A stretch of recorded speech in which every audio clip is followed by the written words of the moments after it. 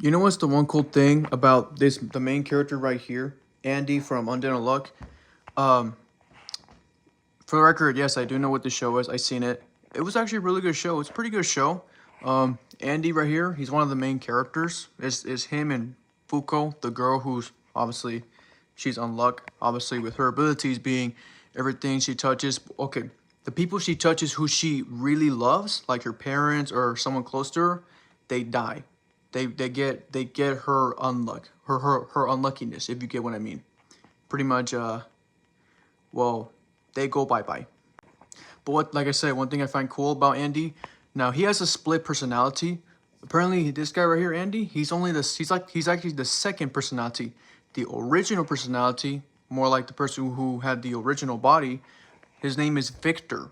Victor the human or something like that. And wait, he looks way different. Think of like Goku going into Super Saiyan 4, because it's kind of like that. He went from like this, he has like white grayish hair.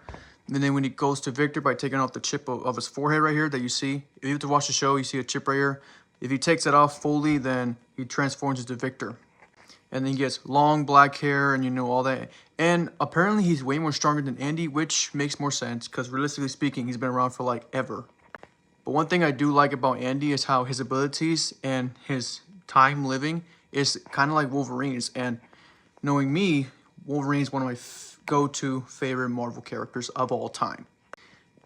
Let's see, they have a lot of things in common.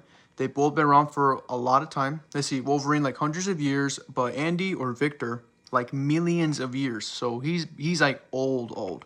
I mean, they're both old, but compare who's older. This man right here, older. And they both have the same type of abilities where pretty much they get shot, stabbed, they lose a limb, lose their head, all that. They can regenerate.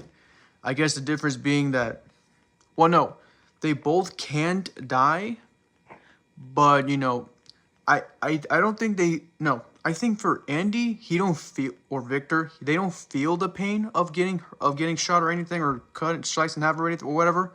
Wolverine still feels the pain, but he can regenerate from that like nothing. And obviously they lost close loved ones that were closer to them. They lost a lot of people. They had to go through it. They had to live through it. They pretty much had to live on for forever because with these two guys, they can't realistically die.